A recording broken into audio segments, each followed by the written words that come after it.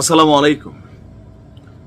ভারতে অবস্থান করছেন শেখ হাসিনা, আর বাংলাদেশে বিভিন্ন সময় তিনি তার বার্তাগুলো পৌঁছে দিচ্ছেন। আগামী দিনে আওয়ামী লীগের কি করণীয়, নেতারা কিভাবে কাজ করবে, এ টু জেড ব্রিফিং তিনি করছেন। এমনকি ছোট ছোট গ্রুপ, বিভিন্ন ফেসবুক পেজ, অফিসিয়াল মিটিং, সবকিছুতেই ডিজিটাল এই প্রযুক্তিকে ব্যবহার করে তিনি কানেক্ট হচ্ছেন, নেতাকর্মীদেরকে উজ্জীবিত করছেন এবং বাংলাদেশে আওয়ামী লীগের রাজনীতিকে ফিরিয়ে আনতে অথবা ডক্টর মোহাম্মদ ইউনূসের সরকারকে বিদায় করতে নানান ধরনের পরিকল্পনা ইতিমধ্যেই হাতে নিয়েছে বাংলাদেশ আওয়ামী লীগ, এমনকি অনেক জায়গায় বাস্তবায়নের চেষ্টা করছে। তো এই যখন অবস্থা, তখন গেল কয়েকদিন আগে থাইল্যান্ডে বিমস্টেক সম্মেলন হয়েছিল, আপনাদের খেয়াল আছে তো? তো সেই বিমস্টেক সম্মেলনে শেখ হাসিনাকে নিয়ে ডক্টর মোহাম্মদ ইউনূস এবং মোদির মধ্যে কথোপকথন হয়েছিল। আর আমাদের যিনি প্রেস সচিব আছেন শফিক ভাই, তিনি এমন এক বক্তব্য দিয়েছেন যেগুলো এখন ডক্টর ইউনূসের কথার সাথে কোনো আগামাথা নাই। এবার আসেন, মোদি কোন ইস্যুতে শেখ হাসিনা সম্পর্কে ডক্টর মোহাম্মদ ইউনূসকে কি বক্তব্য দিয়েছেন। আল জাজিরা, আপনার আল জাজিরার সংবাদ মাধ্যম, সেখানে একটা ভিডিও সাক্ষাৎকার দিয়েছেন আপনার আল জাজিরায়। তো ভিডিও সাক্ষাৎকারে ডক্টর মোহাম্মদ ইউনূসের এই বক্তব্যটা এখন সামনে আসছে, যেটা নিয়ে আবার মাঠে আলোচনা সমালোচনা দুইটাই চলছে। আল জাজিরার সাংবাদিক নিয়েভ ওয়ার্কার, তিনি শেখ হাসিনাকে নিয়ে প্রধান উপদেষ্টা ডক্টর মোহাম্মদ ইউনূসের কাছে বিভিন্ন প্রশ্ন করেন। তো বিভিন্ন প্রশ্নের এক ফাঁকে প্রধান উপদেষ্টা বলছেন যে তিনি বিমস্টেক সম্মেলনের ফাঁকে ভারতের প্রধানমন্ত্রী নরেন্দ্র মোদীর সাথে বৈঠক করেছিলেন। আমরা দেখেছিলাম, যেটা নিয়ে অনেক আলোচনা হয়েছে। তো সেখানে তিনি শেখ হাসিনাকে চুপ রাখতে বলেছিলেন, মানে ভারতকে বলছিল যে দেখেন, তিনি এই যে ঘন ঘন বক্তব্য দিচ্ছে, তার এই বক্তব্যের মাধ্যমে দেশে আতঙ্ক তৈরি হচ্ছে বা নানান ধরনের টেনশন, স্টেটাস, দেশে বিশৃঙ্খলা, অনেক কিছুই সরকারের জন্য একটা বিব্রতকর একটা অবস্থা। সেই জন্য মোদিরও বলছিল যে আপনি শেখ হাসিনাকে চুপ রাখেন ভারতে। বাট মোদি কি বলছে? মোদি বলছে যে তিনি শেখ হাসিনাকে চুপ রাখতে পারবেন না। কেন পারবেন না? কারণ ভারতে সবাই সামাজিক যোগাযোগ মাধ্যম ব্যবহার করে, আর এটি সবার জন্য উন্মুক্ত। অর্থাৎ শেখ হাসিনা সামাজিক মাধ্যম ব্যবহার করে কিছু বললে সেটি ভারত সরকার নিয়ন্ত্রণ করতে পারবে না। যদি ভারতে কোনো মিডিয়া প্ল্যাটফর্ম ব্যবহার করা হয় অথবা সরকারি কোনো রকম সাইট, ওয়েবসাইট বা বেসরকারি বিজ্ঞাপন, যে এগুলো যদি হয়, সেটাকে মোদির নিয়ন্ত্রণ করার ক্ষমতা আছে।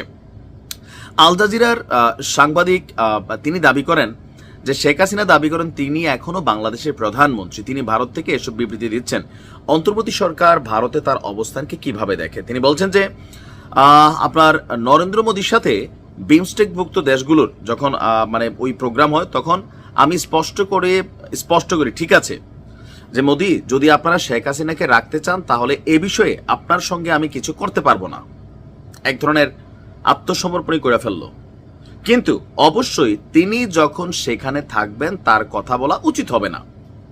এখন প্রশ্ন হচ্ছে, ডক্টর ইউনূস কি শেখ হাসিনাকে ফিরিয়ে আনার জন্য এই যে এনসিপি বা সরকারের পক্ষ থেকে, বিভিন্ন সংস্থাগুলোর পক্ষ থেকে যে বক্তব্য দেওয়া হচ্ছে, তাহলে আমরা যা শুনছি, তো তিনি এই যে যুগান্তরে আসা তার এই বক্তব্যটাকে যদি আমরা কোট করি, তিনি বলছেন যে নরেন্দ্র মোদীর সাথে আমার কথা হয় এবং আমি তাকে স্পষ্ট করি ঠিক আছে, যদি শেখ হাসিনাকে আপনি রাখতে চান তাহলে এই বিষয়ে আমি আপনার সাথে কিছু করতে পারবো না। মানে এখানে একটা অসহায়ত্ব ফুটছে, নাম্বার ওয়ান।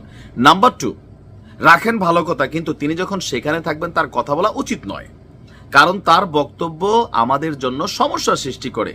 তিনি বক্তব্য দিয়ে বাংলাদেশের মানুষকে উত্তেজিত করেন, আর এজন্য সরকারকে ভোগান্তি পোহাতে হয়। তো তখন মোদি কি বলছিলেন? মোদি বলছেন যে ভারত হলো এমন দেশ যেখানে সামাজিক মাধ্যম সবার জন্য উন্মুক্ত, আমি এটি নিয়ন্ত্রণ করতে পারবো না।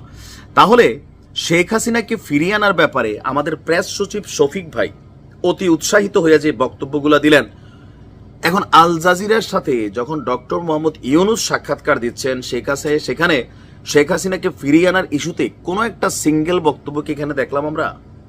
তার মানে কি শফিক ভাই ও সস্তা জনপ্রিয়তার জন্য ওই যে ধরেন পাবলিক যেটা শুনতে চায় না, ডক্টর মোহাম্মদ ইউনূস এটা করে ফেলতেছে, ওইটা করে ফেলতেছে, বিষয়গুলো কি এরকম হচ্ছে না?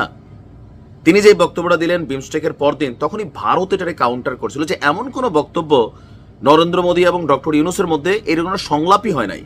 আর আজকে যখন আমাদের প্রধান উপদেষ্টা আল জাজিরাকে নিজে সাক্ষাৎকারটি দিচ্ছেন, সেখানে আমরা শেখ হাসিনাকে ফিরিয়ে আনার বদলে যেটা দেখলাম যে ওয়ান কাইন্ড অফ রিকোয়েস্ট করলো মোদীকে যে আপনি শেখ হাসিনাকে চুপ করাই রাখেন ভাই। মোদী উল্টা বললো যে না, আমি পারবো না। ফিরিয়ে আনার প্রশ্নই তো এখানে আসে নাই, বা আলোচনাটাই ওঠে নাই, নাকি আল জাজিরার সাংবাদিক এই প্রসঙ্গে জিজ্ঞেস করেন নাই, ডক্টর মোহাম্মদ ইউনুস বলেন নাই। বাট আমার তো ধারণা ফিরিয়ে আনার ব্যাপারে যদি কথাবার্তা হইতো, ডক্টর মোহাম্মদ ইউনুস তিনি আল জাজিরাকে এই তথ্যটা দিতেন। এটা তো সাংঘর্ষিক অবস্থান। অপরদিকে এনসিপি আগামী 10 দিনের সময় দিছে, 2রা মে মহাসমাবেশ ডাকবে। আমি ওই যে বরাবরই বলি, আমার কথাগুলো যেভাবেই নেন, সরকার নিজস্ব জায়গা থেকে বা ডক্টর মোহাম্মদ ইউনুস নিজের জায়গা থেকে নিজে স্বেচ্ছায় প্রণোদিত হইয়া আইন নির্বাহী বিভাগ প্রয়োগ করে আওয়ামী লীগকে নিষিদ্ধ করবেন, এটা করবেন না, জীবনেও করবেন না। এটা কেন জানি মনে হয় আর কি, করতেও পারেন বাট করবেন না, এটাই সম্ভাবনা বেশি। কারণ তিনি সরাসরি বলছেন আওয়ামী লীগ নিষিদ্ধ করা সরকারের কাজ না, মানে প্রধান উপদেষ্টাদের কাজ না। এটা আইন বিচার বিভাগ আছে, সেখান থেকে দল যদি কোনো পানিশেবল হয় সেটা হবে। তবে যারা অন্যায় করছে, অপরাধ করছে বিভিন্ন ক্ষেত্রে, তাদের বিরুদ্ধে বিচারের বিষয়টা তিনি কথা বলছেন। আসিফ নজরুল ইসলামও সেম কথা বলছেন। তাহলে সবকিছু মিলিয়ে যেটা দেখা যাচ্ছে, শেখ হাসিনা কি বলা হয় যে আসলে ওনাকে ফেরত আনার ব্যাপারে অন্তর্বর্তী সরকার রিস্ক নিবে না, এটাই স্পষ্ট। এটার অনেক কারণ আছে, এটা আপনি কারণ বলতে গেলে আমার একদিন লেগে যাবে। ভালো থাকুন।